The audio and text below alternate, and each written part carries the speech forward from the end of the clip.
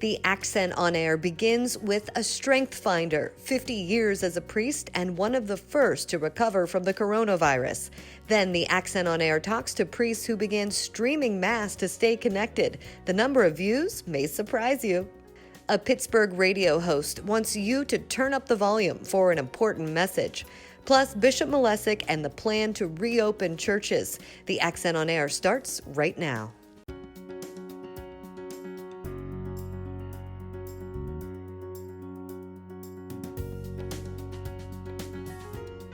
Welcome to the Accent on Air. I'm Jennifer Mealy inside Blessed Sacrament Cathedral in Greensburg, where Bishop Malesic began streaming Mass each Sunday to help people stay connected to their faith. One of the first to begin streaming Mass was Father Dan Mahoney, pastor of Holy Family Parish in Latrobe. He was also one of the first in Westmoreland County to recover from COVID-19, and now he's celebrating 50 years of priesthood. Here's what he told me about finding the strength in himself and others during this difficult time.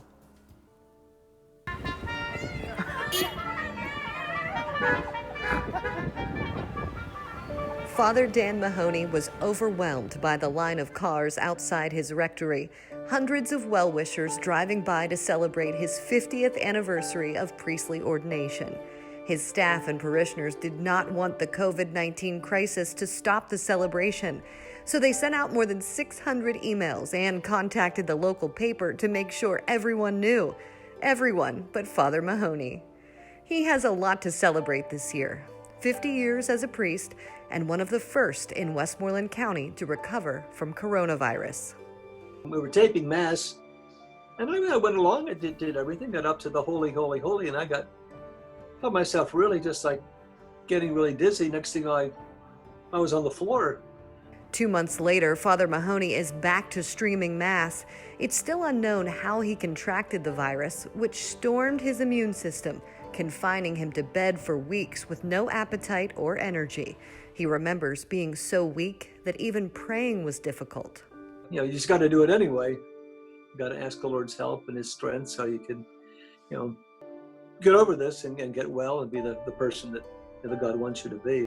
Father Mahoney has served 14 different parishes as pastor, administrator, or parochial vicar. By many accounts, his leadership style is transformational, always finding the strength in others.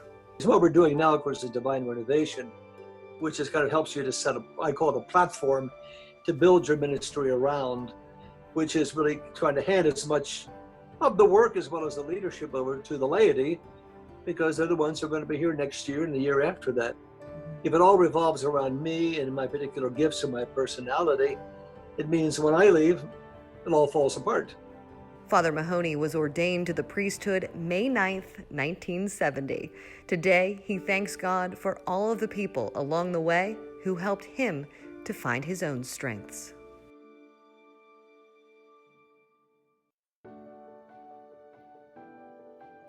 Recently, I established a committee for recommencing in-person worship and operations.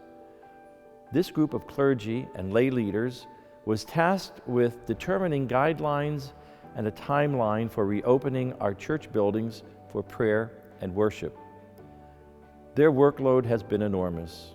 I asked them to help me make some very difficult decisions. But the plan that this committee developed will enable us to return to our churches safely. Recommencing in-person prayer and worship will happen in waves and will be done with continuous consultation with state and regional healthcare leaders. In our first wave, implemented shortly after the yellow designation of all 4 counties in the Diocese of Greensburg, we permit our church buildings to open for private prayer on a schedule that is determined by each parish. I have set parameters that each parish must meet with regard to cleaning and sanitization. But I also call on the faithful to help us make this return to our church buildings a safe return. There will be signs posted in every parish reminding visitors that they must wear masks to protect others who are inside. And all people inside our churches must also adhere to social distancing requirements, sitting 6 feet away from others. unless they are members of the same household. These are examples of the kinds of precautions I am asking our parishioners to take so that our parishes can make a return to their churches that is as safe as possible. In Wave 2, we will be able to return to the public celebration of Holy Mass. However, returning to Mass and other liturgies during this second wave will include notable differences from your past experiences. For instance, the sign of peace will no longer include a handshake, and holy water and baptismal fonts will be drained. We might find that other practices need to be altered as well as we learn to live in this new normal for the time being. Our clergy, my staff, and I will do everything we can to help you understand these changes and remind you that we must always proceed with caution, empathy, understanding, and faith. For the foreseeable future, all people will remain dispensed from the obligation to attend Mass on Sundays. I ask that you make your own prudent and informed decision on whether to attend Sunday Mass or not, after taking your own situation into account.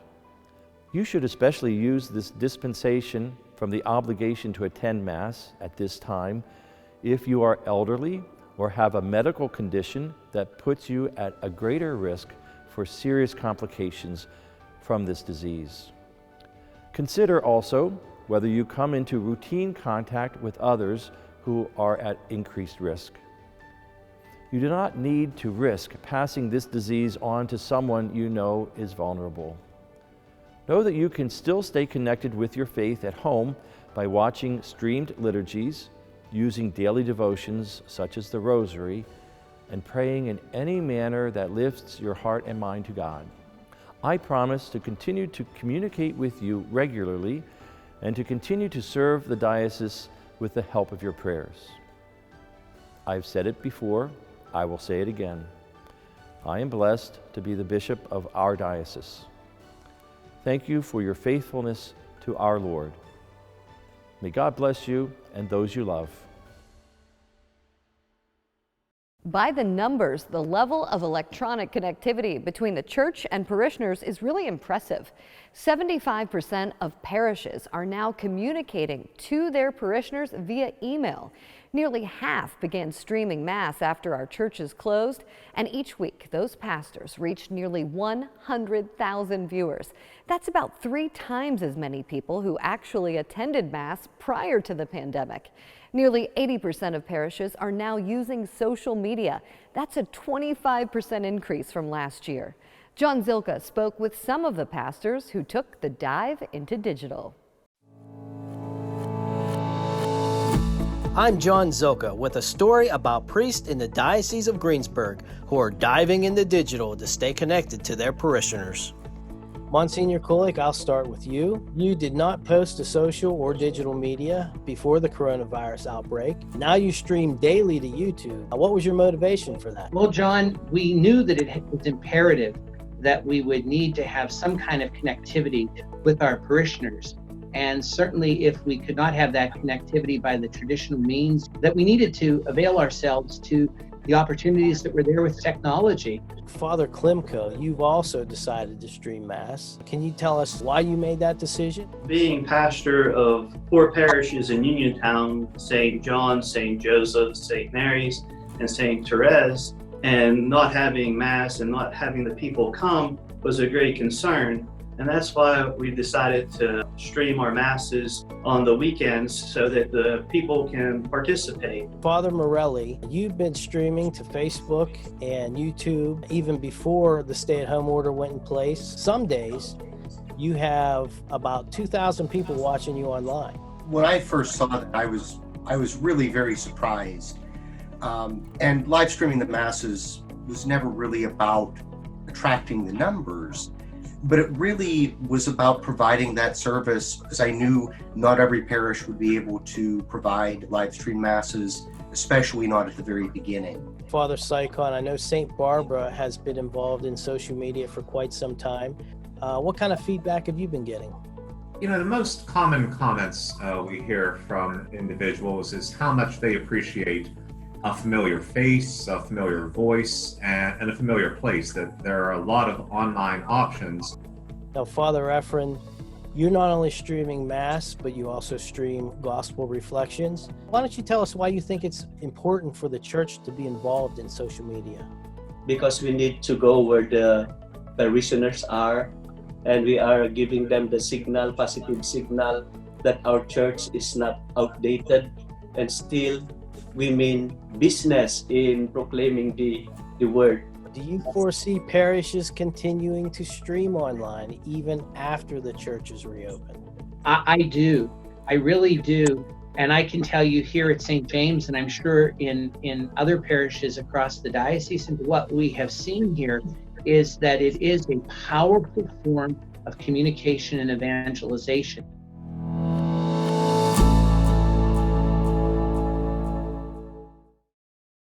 I'm Robin Mall. Coming up after the break, the sizzle of summer is just around the corner.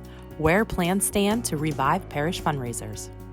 I'm Jordan Whiteco. Coming up, a Pittsburgh radio star and her mother talk about their devastating loss and how they've turned their pain into purpose. Let's turn your home into something really cool, like a dream vacation or a new addition, or both. Let's make it easy by putting a great rate on a home equity line of credit. Let's get started, online or at your local First National Bank branch. Adelphi is a great place to build career skills. While working at Adelphi, you'll learn how to work with people, manage youth behaviors, and develop communication skills while receiving valuable training and professional development that can advance your career. Adelphi has programs in over 30 counties in Pennsylvania, including residential group homes, foster and adoptive care, education services, and in-home treatment options. If you'd like to be the difference in a child's life, apply today at adelphi.org or call 724-804-7117. At St. Vincent College, we learn, we listen, we explore, and we rise together. Here, you'll discover a community that is ready to help you pursue your goals and prepare you for success. Schedule a virtual visit now at stvincent.edu/visit. Let's talk about a checking account that fits you, with smart technology that puts security and control at your fingertips. Let's power it all with people who care. Let's get started, online or at your local First National Bank branch. Many parishes are hoping to ramp up fundraising events as restrictions are lifted. Robin Mull talks to one pastor with a recipe for the soul. This is good stuff. Well, it's 50% holy water. Oh, there you go. That's the part we're allowed to tell you, but the rest is the secret. The first burger bash, we couldn't believe it. We served 250 burgers. And of course we sold out real quick, and we thought, well, I think we have something here. So at one point we had grown to selling 5,000 burgers on a Saturday. That was our kind of our record year. Why don't you brag a little bit about the volunteers that you have? The thing about the volunteers is that that's the fun part. Like when I come out of the confession, I come across the street, I just cannot wait to get behind the grill with the guys that are cooking and the ladies who are wrapping, and we just banter back and forth, and everybody is so happy and they really want to be there. The best thing about the Burger Bash is just being a part of it. When we start cooking the burgers early, like 9 o'clock in the morning, I'm usually in confessions and I can begin to smell the onions. And I think that that is true through all of our, when people smell the burgers before they even remember that it's a Burger Bash. So people come. It's not only a parish event, it's a good opportunity for us to serve the community and see the community, and the community to see us. Do you have any plans on how you're going to change the process of the Burger Bash to keep it safe for the community? It's funny because even before COVID-19, we really started playing with the idea of having a drive-through. Just where people can, drive up, make their order, move their cars up, and we were planning for that even before we knew this. So I think that's going to be a key part of the Burger Bash this year. And now the funds that we make, we usually try to support formation programs. The funds have been going the last couple of years towards our Matthias project, which is our confirmation program from 7th and 8th graders, paying for their retreats and the different things that we're allowing them to experience as they prepare for confirmation. So usually we earmark it for something like that. to supplement our weekly collection. Once you grow this strength of believing in a parish, in its life, the funds follow. You know, it's amazing how much more the collection grew as we built our community. So that would be, find something that no one else is doing. Try to create it in a way that people look forward to once a month. And if you have smiling faces around you, you're already a success. Hey, it's Melanie Taylor. And it's Bubba. And you're listening to Bubba Show. That's right, Bubba Show in the morning. Hits all day, 100.7 Star. You may recognize the energetic voice of Pittsburgh radio star Melanie Taylor. She always seems happy and upbeat during her morning drive show on Star 100.7. But her voice changes when she talks about her dad, Edward V. Monahan, who died suddenly of a heart attack in 2014. What was he like as a father? How did he shape you? Well, my father, and my mom and I still talk about this to this day, one of the best listeners, which I think was so amazing as a teacher and a guidance counselor. If you would go to him with a problem, he'd be so pensive, he'd listen, he never interrupted, he never gave what he thought you should do, he made you talk it out, and in some way, always gave the best advice.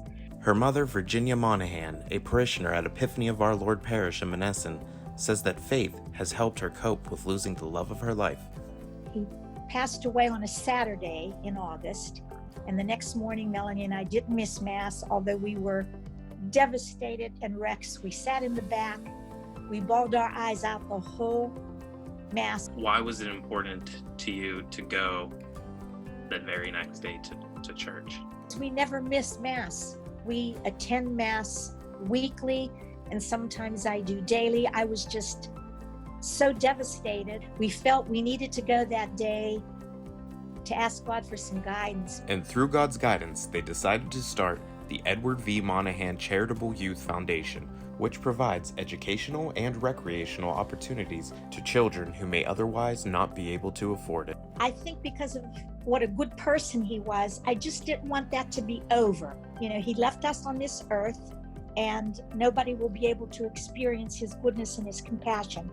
So I thought, why don't we start a foundation to help disadvantaged kids? Because he's taught mostly the disadvantaged kids, but it has just been such a blessing and a joy. How do you find out who needs the help? Well, we see things that are advertised, like for instance, in this pandemic, we know that a lot of disadvantaged kids don't have the access to a computer that they would need. And so we searched around with a few Valley schools, Belle Vernon, Monessen, and his school district. And yes, they told us they are in need. Some kids are in need of some computers. So we just purchased computers. We're always open to suggestions. You know, I often think too, what he would say during this coronavirus pandemic. And you know what he would say to me? We have to maintain our faith. What else do we have? Edward V. Monahan's spirit lives on through the work of his family and foundation. They continue to search for ways to help during the isolation of the coronavirus. To find out more information about the Edward V. Monahan Charitable Youth Foundation, visit their Facebook page. In Monessen, Westmoreland County, I'm Jordan Wyko. The Accent on Air talks to parishioners who chose to bring church into their homes, seeking comfort and connectivity to their faith. I'm Mary Siemens with that story coming up. Teaching through technology. I'm Jerry Zufelt, editor of the Catholic Accent, who check in with Catholic schools that made the move to distance learning without missing a beat. Times are changing, but our commitment to you will always stay the same. Ford Business Machines is here to support you through the challenges, so you can stay focused on what's important. Your children, your business, and most importantly, your health. Soon we will begin to see the light, and united, we will be stronger than ever.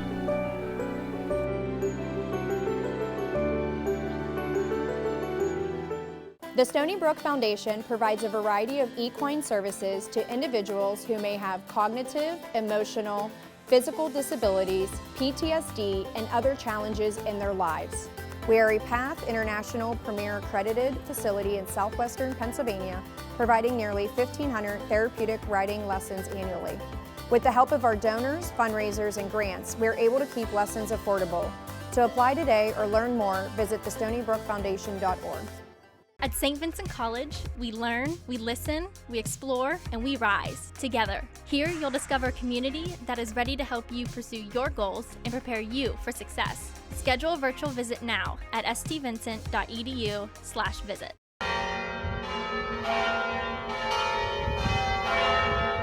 This is video from Bells Across Pennsylvania Day, recognizing and celebrating first responders, hospital personnel, and employees of life-sustaining businesses who are hometown heroes.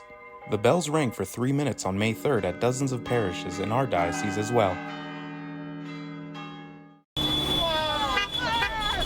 These are beeps of congratulations for Father Mike Crookston, who celebrated his 40th anniversary of priesthood. His parishioners lined up in their cars outside Epiphany of Our Lord Parish in Monessen to wish him well. Now, here are some more examples of unique ways people are staying connected. The coronavirus has changed the way Catholics worship, but we at the diocese have made it our priority to help you stay connected to your faith. 55,000 people watched our Divine Mercy Sunday special program in April on WTAE. I think about those who made up that number. Of course, it was many who are already involved in the church, but I also think about that number including so many that perhaps have strayed from the faith or who have just not had the opportunity to be a part of a church community, who had that experience on Divine Mercy Sunday. And it's our prayer that that will only be the beginning for them to continue to grow in their faith and discover God's love for them in their life. Father Bandura also hosted a virtual Easter basket blessing, which helped many to continue a lifelong tradition. I'm 84 years old, and this is the first time on Holy Saturday that I couldn't take my basket to church to be blessed. So I followed the diocese guidelines, and I set up a prayer table using my grandmother's tablecloth, the statue of the Blessed Mother, flowers, candles, holy water, and our baskets, which are food to be blessed for Easter Sunday. I then tuned into Facebook, and we watched Father Tyler do the blessing in real time. I am so grateful that we got a chance to have our basket blessed on Holy Saturday. My Ukrainian father taught me how to create pasunki eggs, which is decorating Easter eggs in a traditional Ukrainian design method by using wax and dyes. I fill my Baba Senko's Easter basket from the 1930s with all the traditional foods, wine, and of course several pasunki eggs. Even though it was virtual, the tradition continued and it meant a lot to us. We also heard that many were able to enjoy the extra time spent together as a family to draw closer to God. We have spent a lot of time praying together, doing the family prayer service that some of you may have seen online, praying the rosary together. A great comfort to our family has been going to Mass together each Sunday. And really it has just been great to be a family. We've walked outside. My daughter and I have been making face masks and sewing. It's just been a total blessing for all of us to be together. This is something that we will never forget, and a special thank you to the Bishop and the Diocese of Greensburg for this wonderful opportunity. Text the word faith to the number 724-305-3057 to receive important text alerts from the Diocese of Greensburg and continue to stay connected to your faith. For the Accent on Air, I'm Mary Siemens.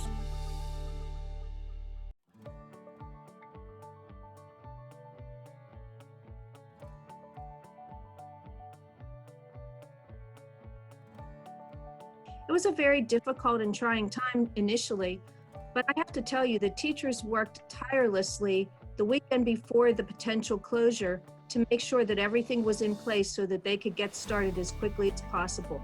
And that would include the administrators, the teachers, the students, the parents, all working together in conjunction with our diocesan friends in IT and communication to make sure that parents were aware of changes as they occurred. It was a wonderful effort to watch, and I'm just so pleased that everybody has worked together towards this goal. Being able to pray with our kids every morning, having an opportunity to have our teachers do different meetings with our students and use different videos so that we can connect with prayer. I go to Queen of Angels. Yeah, excellent. Excellent. And you're in first grade, right? Yeah. How's everything going there at home? Queen of Angels has been really just phenomenal in terms of setting us up for success. We get a lesson plan from Mrs. Saul every day in email. We had a packet ready to go before the schools had even closed. They proactively sent home schoolwork the Friday prior, just in case, which had work for the next couple of weeks, and faith and religion has just been integrated the whole time. What have you been most pleased with as a principal? What have you been most pleased with as a parent? I think I can answer both with the same answer. I'm most pleased, but I think that everyone has been working towards the common goal of doing what's best for students. Our teachers, our staff, our families, our students have all been flexible and really understanding that everyone is trying to do their best to do something that no one really knows how to do. I just want to close by saying that I'm grateful every single day for how hard everyone has worked for the benefit of the students. It was a group effort, and it continues to be a group effort. Bye. Thank you. Thank you for your time. I appreciate all three of you. Thank you. My great-great-grandparents started Rizzo's 84 years ago, and we're still here today. Same business, same family, same location. We have our lines of sauce and pasta in the stores. We have a banquet facility. We have a line of chocolates. The business really has expanded, but consistent is the tradition and the quality. We're about tradition here at Rizzo's, and we invite you to come start a tradition yourself. In Pennsylvania, there are 14,000 children who have been removed from unsafe situations. While we hope that number stops you in your tracks, we also want to remind you these children are more than a number. There are 14,000 names, stories, fears, hopes, and dreams. They are kids who deserve to know they belong, and the community is here to support them by becoming foster parents. Adelphi Foster Care and Adoption Services is asking for your help to say, I can make a difference. Call us today at 1-800-KID-5928 to learn how. We leave you today with a music selection created by a local artist. We hope it's the accent to your day. As the Father has loved me, so I have loved you. Live on in my love. It was not you who chose me, it was I who chose you. Live on in my love. Know that I chose you to go forth and bear fruit. Bear the fruit that must endure. All that you ask of the Father, in my name He will give to you. The command that I give is that you love one another. Live on in my love. To watch this show and read more about all the ways to stay connected to your faith, visit theaccentonline.org. Thanks for watching.